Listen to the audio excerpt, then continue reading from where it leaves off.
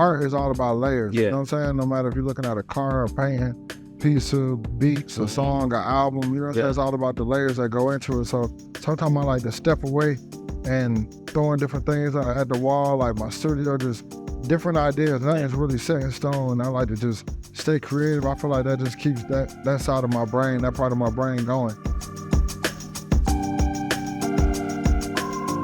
He's not just a producer, he's a super producer.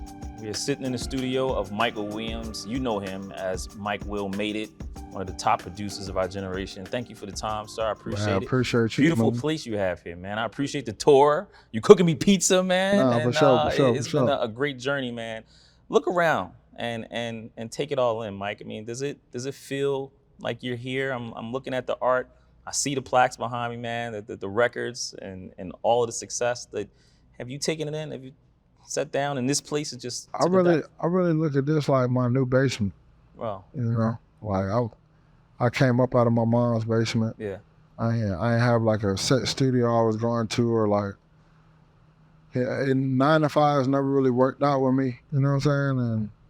And it was just like, so it's like, oh, this is just the grind. Mm-hmm. Like I remember every moment. I know who shot all these pictures. I know who did all this art. All these are my friends. All the art in here is my friends. Like they painted this, they took the photography, or you know what I'm saying? There's somebody that I have it's like a real close friend that I work with, or whatever it is. It's like, it's all friends. So it's like, it keeps me inspired. You know what I'm saying? And when people walk in and they come to the studio, I want them to be inspired as well. Yeah. Like this is the home base. Yeah. So this is the corporation, like, you know what I'm saying? But then everybody has started so many amazing things, like within us working and us grinding over the years. At first when I came, I had so many different ideas that I wanted to do in here, and I was like, okay, whatever idea I do in here, it needs to be able to be wiped away in 24 hours if I wanted to be, you know what I'm saying? So all the events that's in here, they all look different. They're out of here in 24 hours. Yeah. And so me being a businessman and connecting with different people in the industry or whatnot, I became the supplier. Yeah. You know what I'm saying? Well, I'm gonna get into that in a minute because I want to definitely get into you breaking down your love and affinity for the supply chain, right? I've heard you say that a few times and how you look at business. But before we get too deep into that, man, you are the CEO of Ear Drummers, right? That includes Ear Drummer Records as well as Ear Drummer Entertainment, where you house your producers. What's it like to be CEO? Hard work, you know what I'm saying? Yeah, and you gotta learn. You gotta keep constantly sharpening yourself. Yeah. You know what I'm saying? You the guy that people gonna come to when they don't understand something.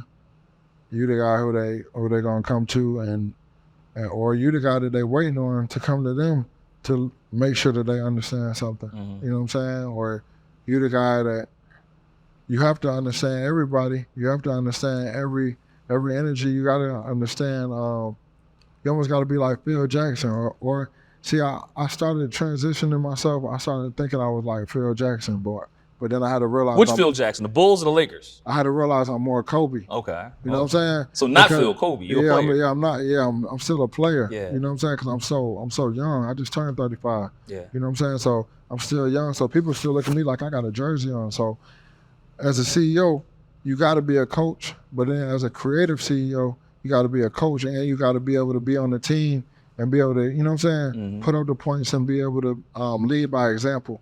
I don't know all the guys that played on the Lakers, but I'm pretty sure Kobe's team really looked at the hard work that Kobe put in, and that really drives them to be like, okay, and Kobe locked in on his team like, yo, we about to win this championship. Yeah, yeah. And I'm pretty sure that's what drove his team. So it's the same thing with my guys and my production team. My record label was like, I'm right here with them. I'm right here getting sweaty with them, and then showing them like, okay, be different. Yeah. You know what I'm saying? No, change this. No, change that. No, switch this. No, add that. And I really go off the energy in the room. Like, if I'm working on an album and there's 10 songs, if I don't have if it's 10 songs and I have 20 people listening to it, or if I have, let's just say I have 10 people listening to it, right? I have 10 songs. If all 10 people in there are like, man, yo, this needs to drop today. Like, man, drop this today. I don't feel like it's ready. So it's a voting system that you kind of use to make sure. I gotta use a voting system. Yeah. I play by the numbers. You know what I'm saying? And that's and everybody around me, I know they're gonna give me the honest opinion. I know they're creative in their own right, and I know, you know what I'm saying, I respect everybody's opinion. Yeah. And nobody's opinion is right, but it's just their opinion. Yeah. So if I'm targeting to putting out music and 5 to 6 people in the room are liking it, and we're arguing with the other 4 to 5 that don't, man, look, we failed already. We're shooting at 60%, 50%. Like, as a CEO, do you step in or do you just let that argument take place and just listen? No. Because as a CEO, I'll go to certain artists that I might work with or certain people that I might work with and be like, hey, yo, man, I don't think it's ready. And then sometimes as a creative, you don't want to hear that. So I don't want to be like I'm being hard on them, like I'm just making a shot and just like shooting it down. Yeah. It's like sometimes I want to look at it like, all right, boom, we're gonna get everybody in the room. Hey, 0 if you hate it, 5 if it's cool, you know what I'm saying, but you won't play it again, but you want to, you know what I'm saying? But it can play in the background. 10, you're gonna show it to your best friend, your sister, your brother. And let's write it down. We can grade it like that. Or we can just read the room and see how many people are like this. The whole room should be like this. If it's 8 out of 10, we're shooting at 80%. Yeah. So when it come out, we might hit at 60. You know what I'm saying? If we're shooting 10 for 10, we might go 10 for 10, but we might go 9 for 10. Lowest we're gonna go at 8 for 10, but we know we got a banger. Yeah. I keep referencing Black Beatles, and that's how it was. It was like, I hear a lot of people say like, man, you don't know a hit record. You just got to put it out there. Now, you know a hit record. How do you know? You know a hit record. I just told you. You know what I'm saying? Everybody's in there. Yeah, you playing for 10 people, and 10 people are nodding their head. You go to the next room, you play for 10 people, and 9 people are nodding their head. But you know what I'm saying? This probability, this majority, you know what I'm saying? Majority wins. This how the music is going to come out, and the people are going to react to it. You know what I'm saying? Yeah. There's 1 billion people in the world. Everybody in the world don't like every song. Yeah. But at the end of the day, if this song comes out and when 10 people hear it, 9 out of 10 or 8 out of 10 of the people that's listening to it are vibing to it, or everybody comes back, a hit record talks to you. Yeah. People come back and tell you like, man, that song right there made me feel like, yo, I remember when I heard this for the first time. I remember where I was at when I heard this. Yeah. Or man, thank you for making this. Or like, yo, da-da-da. And it don't gotta be the biggest record all the time. A hit record to me isn't a number one. A hit record is just when you hit the target. Yeah. How do you lead? Like, when talking to some of your friends before me and you sat down, and they said they refer to you as their fearless leader, right? And I know you look at Kobe and he was himself a fearless leader. Do you do anything to lead differently, or do you just allow, you know, all your history and your, like, how do you lead? You gotta lead by example. Lead by example. You know what I'm saying? And then you gotta lead. You, as a leader, you have to continue to sharpen yourself up as a leader. You know what I'm saying? Because there's a lot of things that I saw. Like, I didn't understand the product supply chain when I was young. You know what I'm saying? I ain't understand that. One of my mentors, Latron, he taught me the product supply chain. And then he started breaking down the food industry business. And then I started looking at other businesses, and then I started removing it, and I started looking at how the music business goes and how that applies to our empire, our corporation. And then I start sharpening myself up. Okay, more and more. It's still more that I gotta learn. It's a lot that I gotta learn. Jimmy Iovine tells me all the time, like, man, yo, Mike, man, you're only such and such age. Every time we talk, you're only, how old are you now? You're only da-da-da. He was like, man, I started my record label when I was 40. You know what I'm saying? He was like, I was a producer, I was an engineer, you know what I'm saying? All the way up until 40, that's when I went music executive. You're only da-da-da age. And he always told me, like, when I first did my record, my joint venture with him, treat these next 5 years, 6 years like college. Yeah. Learn as much as you can learn, putting out as much music as you can put out. One of your artists might blow up and take over the world, you know what I'm saying? And it might be certain artists that might not blow up, but you learned a lot from them, and y'all made a lot of great music and had a lot of great times with each other, and you know what I'm saying? And just have fun with it, and you're gonna learn different things being creative. But at the same time, he was like, man, you know how to make a hit record. Now you gotta know how to get rich. Yeah. You know what I'm saying? You gotta understand the business. You gotta understand like being focused on the business is being focused on the business. That's not being focused. That's not letting any bullshit get in the way of the business. You know what I'm saying? Because business and bullshit don't mix. Like water and oil. So you either standing on business or you standing on bullshit. You know what I'm saying? Well, you stand on business all this time, right? And I would assume you are rich, Mike, right? I would think that, right? I'm working, man. I'm just working. Yeah. When you look and you know, Jimmy Iovine told me that. No, Jimmy Iovine told me that when I was not rich. He told me that when I ain't have no money. You know what I'm saying? Working on getting rich. I was just working on getting rich. But he saw something in me. He saw something in the crew that I had. He saw something in the way that the music was impacting, and he just wanted to like grow a business. So he was just breaking it down to me like, man, you have to understand like how to get money. You can't get caught up in just straight like creative cooking up and then trying to go out here and buy this and flex for this and stand and party and you know what I'm saying, get hooked on something and just get distracted because you're not standing on your business, or you can't let another person be your problem or anything like that because you're not standing on business. So it's just how to differentiate the two and how to break up the two. Yeah. What's in your business now? I mean, I'm looking, right? Obviously, listen, for people who don't know, you produce hits, top hits, you know, Rihanna, Future, Beyoncé, Ray Sherman. The list goes on and on and on, Mike. They can look at your credit and your discography and see. But what's business look like for you in 2024? You got the real estate, right? We're sitting in it. But what's business look like? I mean, what's in the portfolio? What are you sitting on? I feel like I'm like a Mark Cuban. You know what I'm saying? In my own way. Wow. Why Mark Cuban? Because he's a great investor. You know what I'm saying? He knows how to like invest in certain like businesses early. You know what I'm saying?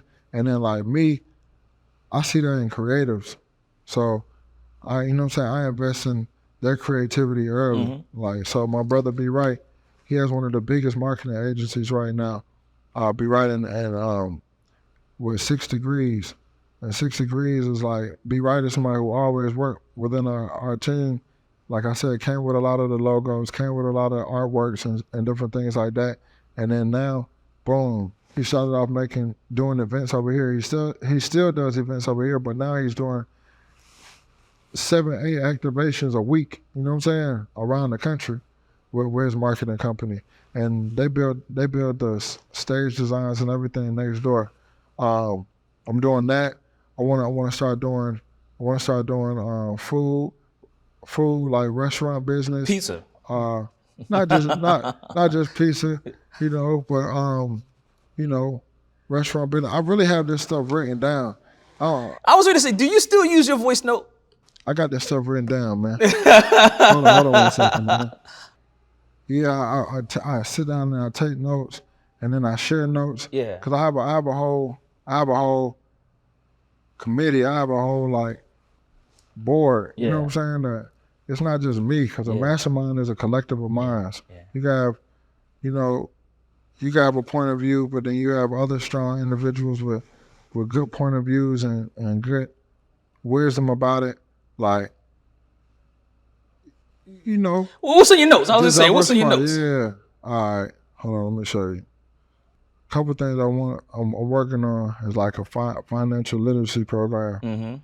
You know, it's just breaking down econ, all that different kind of stuff to individuals like where like layman's terms where they can like understand it and like understanding expansion. Because a lot of people when they don't come from like having a business or running a business or anything like that, they end up getting a lot of money and then they don't know what to do at that point. So they start arguing with, you know what I'm saying, all their peers and individuals because they don't know what to do next. They don't understand expansion. Yeah. And that's a growing pain in itself.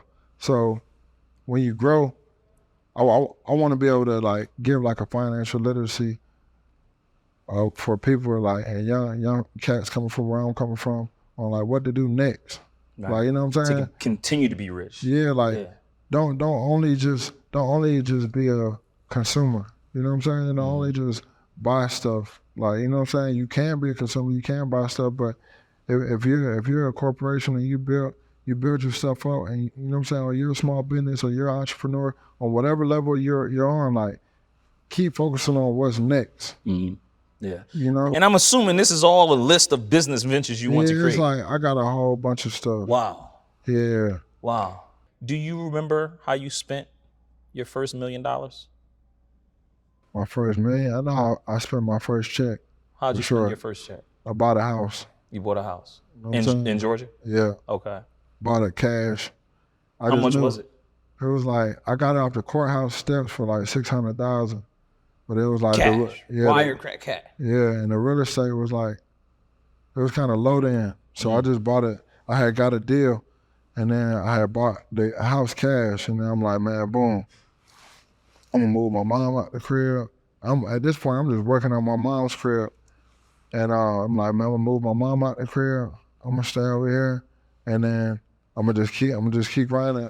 Other than that, we got this big house. Yeah. If I ever go broke, I worked at Kroger. Yeah. You know what I'm saying? I started off working at Kroger. I worked at Brand Smart. I worked at K&G. Yeah. That's where I started off, humble beginnings. Like, it wasn't just, you know what I'm saying, Mike Will with the real estate and all that kind of stuff. I used to run out of gas, you know what I'm saying, going from the studio home. Yeah. You know what I'm saying? I used to, like, the Wendy's, you know what I'm saying, if I spend $5 and that's getting me through my days, you know what I'm saying? You're taking me back, man, now, because I used to be the double cheeseburgers from McDonald's when I was coming to high school, right? Man, for real. Well, take me there, man. Listen, and reading up on you, man, let's talk a little bit about your background, right? You obviously grew up in the Atlanta area. Yeah. And one of the fascinating things that I love about your career, it feels like everything started off and it was organic.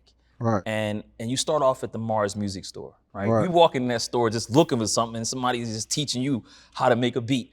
And then you leave that store understanding what your destiny is and making a beat. Take me back to that Mike Will. Where you at that age? You go home, you tell your parents what you want to do, and then you get the reaction. Where are you at in that phase?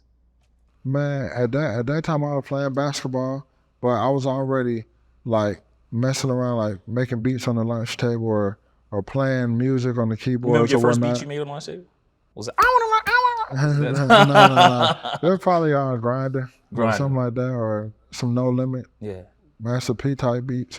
But yeah, I used to do that for my homeboys that rap, and they used to always tell me like I should make beats. Yeah. And then I mess around and learn how to start using the equipment, and then I started just making beats. And then me and my homeboys, we formed a rap group, and I was a producer of the group, and I was also in a group with another one of my homeboys, and he took off kind of first. He caught a buzz first, and then my homeboys that were rapping, they quit rapping, and so like then I was kind of like out here by myself, independent, and then that's when I ran into Gucci. Yeah.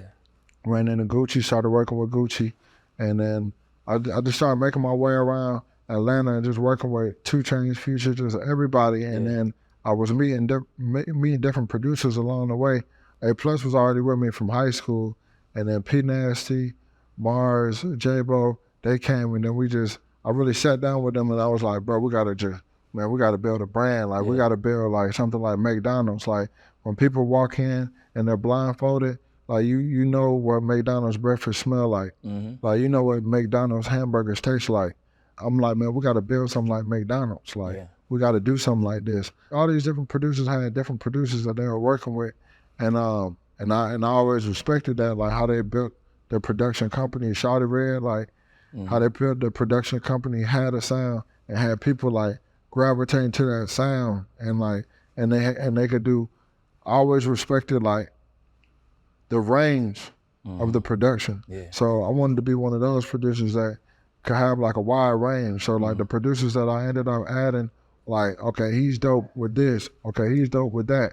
Okay, he's dope with this. Okay, you need to sharpen up this, but you dope with that. You know what I'm saying? All right, now, boom. Well, when you hear certain tracks and you hear certain vibes, it starts feeling like McDonald's. You know what I'm saying? You can taste it, you can smell it, and you already know what it is, blindfolded. Yeah. I want to read you this quote, man. You had said this back in 2011, December 2011, when you were talking to a local newspaper, and you said, as big and as broad as it sounds, I'm about to change the game. I'm building a company, you feel me? This was all a dream back in 2007. You said that back in 2011, right? The dream. and 2007. As we sit here in 2024, right? Yeah. Dream came true? Dreams coming true. It's coming true, so it's not done yet. Nah, we're just getting started. Wow. We honestly like just getting started. Like honestly. Well, what's next? I know you got the album, right? That Like, you're trying to come. What's next? No, the album, the music is like, I told you, that's like making pizza. That's like playing a video game. That's like my creativity. Like, that's like, and I understand that now. At first, that was just everything to me, you know. But like now, I feel like what's next is expansion. Is starting new businesses, teaming up with corporations. Is if I'm gonna have a production company, like, I don't mean to downplay the music, but if I'm gonna have a production company, I wanna run this like a real corporation. We got 3 buildings. We have more than enough room to set up. We have a real infrastructure set up, real history. We have real knowledge. We have real experience in doing this now. And I want to build like a real empire. And I want to build this as big as it could possibly go. Like, you know what I'm saying? Like, just the product supply chain just made everything simple. Well, I was gonna say, dive into that, man, because the supply chain. You heard you say that a lot, doing a lot of interviews, right? And you kind of say use raw materials, the suppliers, manufacturers, retail, consumers. You consider yourself in that process, and you consider yourself the raw material supplier. No, that's what it is. That's what it is. Because at the end of the day, there's no business in the world that don't go off of that. Right. There's not even a dollar made without that. You know what I'm saying? So that's what made it all the way simple for me. It just all depends on what industry you're in and how it goes. You know what I'm saying? If we're talking about, like I said, if we're talking about like big drink companies, you know what I'm saying? Or big major corporations that we looked at when we were growing up and that we see all around here, they're getting rich from the earth. Yeah. That's the raw material. You know what I'm saying? That's where it starts at. And then they're able to extract that and they're able to supply that and manufacture a product and distribute it. If we're talking about music, it starts with the beat, you know? It starts with, you know, the songwriter having a concept. And then who's gonna bring that to the studio and put it all together and make it a song? Yeah. That's very important for people to look at it like that. Remove themselves from being that artist and understand that, man, you're a corporation. This is how corporations are ran. You're not just gonna drink a Coca-Cola out of a paper cup sitting in the cooler at the QT. You're gonna be like, man, that's not no Coca-Cola. You're gonna be looking for a shape bottle. You're gonna be looking for the red. You're gonna be looking for the cursive. You're gonna be looking for classic. You're gonna be looking for all of that. That's what make it a Coke. So an artist has to see it the same way. A lot of times artists don't understand that record label is just a distribution company. You're supposed to bring them a product and they're gonna distribute it and take it to retail. You gotta let them know where you want it set at, where you want it sitting at, the marketing behind this, and how it's gonna sell. You gotta look at when it goes to retail. You gotta look at that's your song going into a grocery store. Yeah. Well, Mike, listen, that's key advice there, right? But if you had to tell an artist that did not know about the business side, and you've probably seen a lot that people don't get a chance to see only because of your success, right? What would you tell them? What's one of the biggest misnomers about being in the music business? Not understanding the business. Like right now, I'm trying to break down the business right now in layman's terms. Everybody goes to the grocery store. You know what I'm saying? Everybody goes to the grocery store. So at the end of the day, boom, what makes you grab this barbecue sauce versus that barbecue sauce? That's the same thing as what makes you want to listen to this artist versus that artist, or listen to this song versus that song, or whatever. Like when you walking around a grocery store, you don't ever just pick up anything random. People do the same thing when they shop for music. And once you understand like the business that you're entering, that's the most important part. Like, what's the business that I'm entering? I'm entering this business, I'm entering that business. Okay, boom. This is my deal. A lot of times the artists sign stuff, they don't even know what they sign. You know what I'm saying? They don't even know how to fulfill it. And I understand the process that it takes. I understand like the overall picture is we're trying to get a product on the shelf. You know what I'm saying? And I have to look at it like that. Like, I can't just keep tweaking and keep or keep, you know what I'm saying? I can't keep doing that. I got to make this a complete product. I got to give it to you because you're the distributor. And you know what I'm saying? And boom, you got to take it to whatever shelf we're trying to put it on, whether it's a grocery store, Spotify, or Macy's, or wherever, Mercedes-Benz, you know, wherever. One word, Mike, one word. I want to rattle off some names and I want you to just tell me in one word what comes to mind with these people, right? Getting a few more minutes left. And these are some of the people that you've either worked with and respect. And I'm going to start with Gucci Mane. One word. Fearless. Fearless. Miley Cyrus.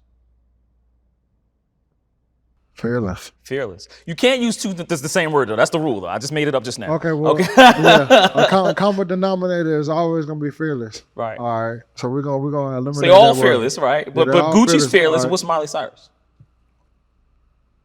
I don't want to say believing. I bet I feel like there's a better word for believing. Visionary. She definitely a visionary, but like Miley, she real too though. She like real. Well, that's the word. She's real.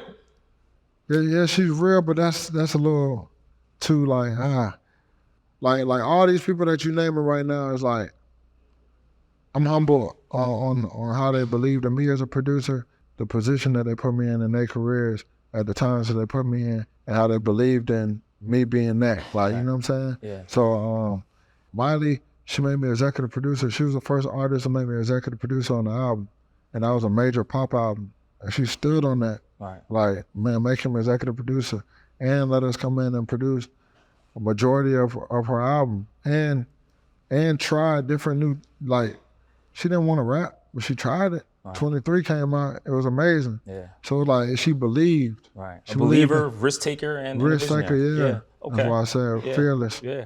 OJ the Juice Man. Juice Man. Turn. That's my favorite guy, man. I love OJ, man. Rihanna bold as fuck. Rihanna is like, she cool as fuck. I give Rihanna cool. Cool. Bold and cool. Like, Cool. Yeah. Future. Damn. Cause he too cool. Like. We leave it there. We only got one word. Cool. Quincy Jones. Inspiring. Only reason I say Quincy Jones, and I want to know the biggest thing you learned from Quincy, because one of the things I learned from him in his Netflix documentary, and you probably believe, he believes when you write at night, the muses come out, right? And he always believed that.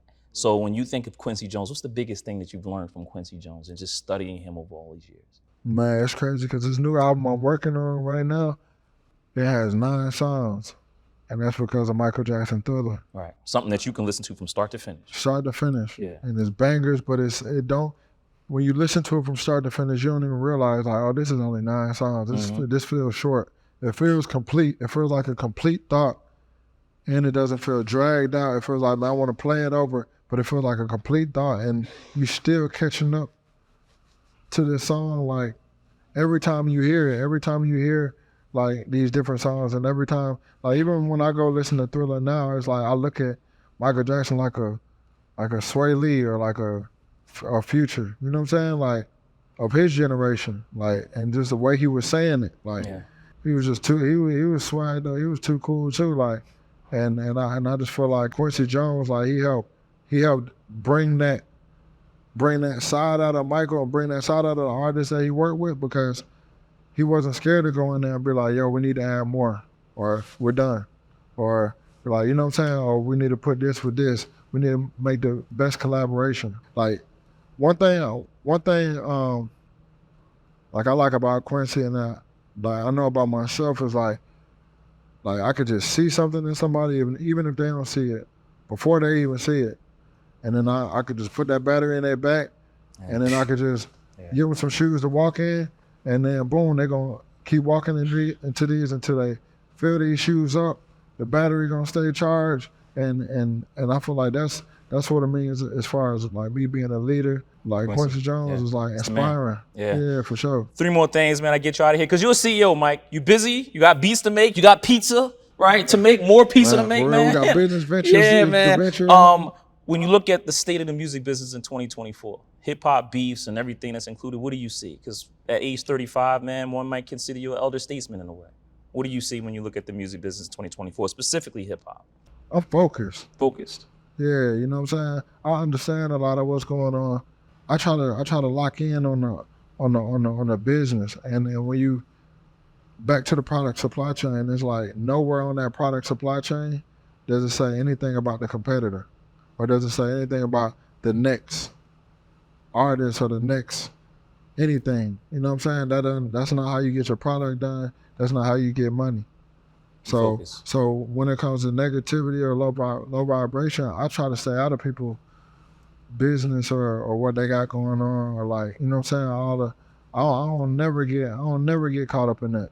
I connect with who I connect with. You know what I'm saying? I might not even know these two people beefing. You know what I'm saying? We might have connected on 2 different accords. I didn't even connect with him because he was beefing with him. Yeah. We connected on 2 different times. So it's like I have my own relationship with these 2 people, and kind of find out they beefing. I didn't even know they were beefing. Yeah. You know what I'm saying? Yeah. And sometimes I try to, if it's certain guys, I try to talk to them. You know what I'm saying? Because sometimes I already understand it. Like I said earlier, it's about expansion. So sometimes we just get so much money, we don't know what to do next. Yeah. Yeah, man, that's really how I look at it, man. I love where hip hop's at, man, because like, man, it's able to be heard worldwide. You know what I'm saying? I feel like it's so many different platforms. I feel like people are ready to receive it, and I feel like they love our music. You know what I'm saying? They love our peers' music. You know what I'm saying? I was trying to, like, even a lot of the producers that I came up with when I was building eardrummers, you know what I'm saying? I was trying to sign them at one point, and not trying to sign them, trying to lowboy them or trying to say I'm bigger than them or anything like that. It's just, I just had a vision. Right. Like, I knew that where we at today and where music is today, I knew this was gonna happen. So I believe in them just like they believed in themselves. And we're a trustable brand. That's what I wanted to build, was a trustable brand that people know, like, we can trust him with music.